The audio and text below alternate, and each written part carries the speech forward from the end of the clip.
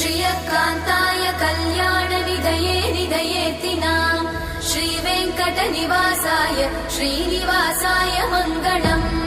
लक्ष्मी सविभ्रमालोकसुभ्रूविभ्रमचक्षुषे चक्षुषे सर्वलोकानां वेङ्कटेशाय मङ्गलम् श्रीवेङ्कटाद्रिशृङ्गाग्रमङ्गलाभरणाङ्गये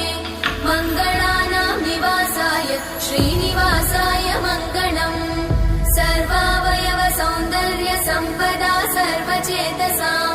सदा सम्मोहनायास्तु वेङ्कटेशाय मङ्गलम्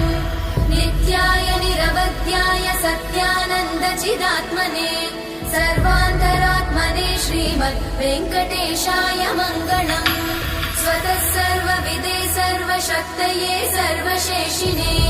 सुलभाय सुशीलाय वेङ्कटेशाय मङ्गलम्।